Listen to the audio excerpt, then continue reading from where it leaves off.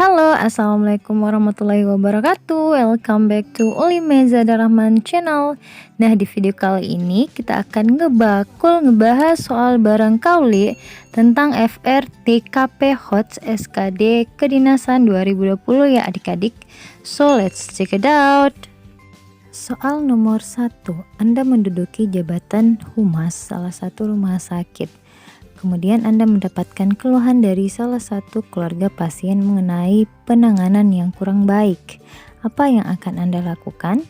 A. Mencatat keluhan dan menanganinya sendiri. B. Mencatat keluhan dan melaporkan ke atasan. C. Mencatat keluhan dan menyampaikannya dalam rapat divisi humas. D. Mencatat keluhan dan tidak melakukan apa-apa, atau E. Tidak mempedulikannya. Nah, di sini ada aspek pelayanan publik ya.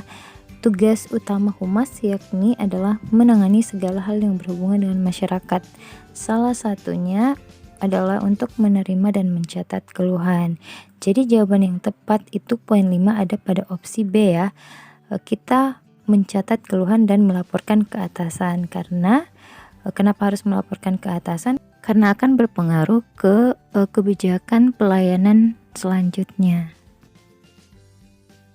Nomor 2, sebagai pelayan toko, saya melihat display barang agak berantakan dan di saat yang sama ada pembeli yang datang terus-menerus. Maka yang saya lakukan, A. Menutup toko terlebih dahulu dan meminta pelanggan datang kembali setelah toko dibuka.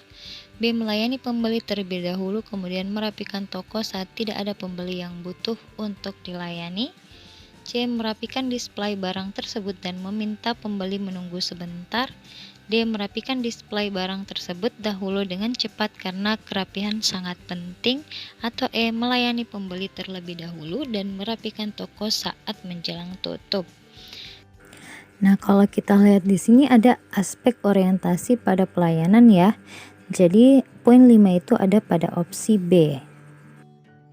Soal nomor 3, saat Anda mengemukakan sebuah pendapat, apakah Anda bersedia untuk memperdebatkannya padahal kelompok Anda jelas tidak menyetujuinya? A. Saya akan tetap mempertahankan pendapat saya. B. Saya akan menyimak pendapat lain terlebih dahulu. C. Saya akan berpikir ulang dan mencari jalan tengah. D. Saya akan mengalah. Atau E. Saya akan mengumpulkan teman terlebih dahulu lalu menyuarakan pendapat saya. Nah, di sini kalau kita lihat dari situasi dan kondisinya, ada aspek kita harus mampu bekerja sama dalam kelompok ya. Jadi karena di sini sudah jelas bahwa teman kita atau rekan kita tidak setuju ya. Jadi kita harus mengalah. Jadi poin 5 ada pada opsi D. Next, dalam berusaha ataupun bekerja, seorang mitra kerja sangat penting karena menurut pandangan saya seorang mitra kerja adalah A. Teman berbagi dan bertukar pendapat. B. Teman mengembangkan usaha. C. Teman untuk berbagi modal. D. Sebagai pengingat saya saat saya salah membuat keputusan. Atau E. Sebagai pendorong untuk kemajuan saya. Nah, di sini karena berkaitan dengan rekan kerja ya, berarti ada aspek jejaring kerja. So, poin 5 itu ada pada opsi A ya.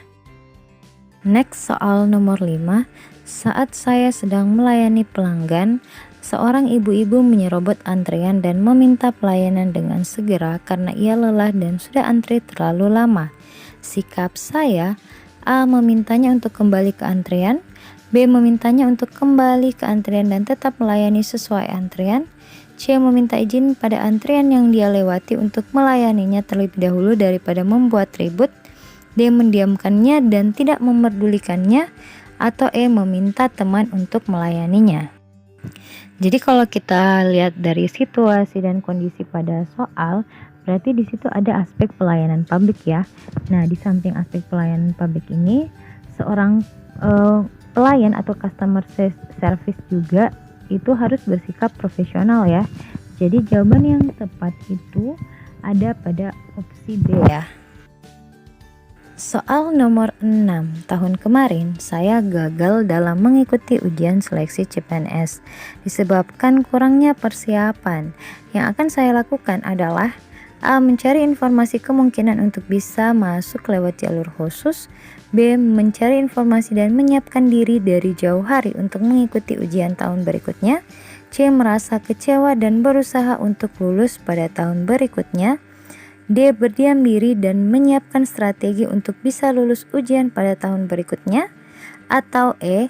Tidak akan mengikuti ujian seleksi lagi karena peluang lulus semakin kecil.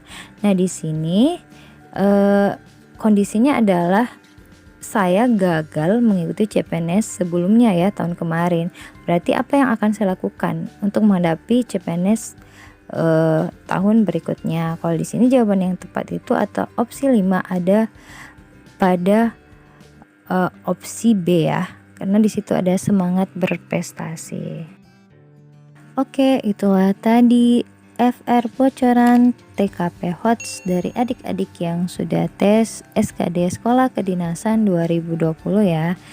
Lagi-lagi kakak mau doakan untuk adik-adik yang belum lulus pada tes SKD Dikdin 2020 ini, jangan berkecil hati, insya Allah ada kesempatan lain yang lebih baik lagi.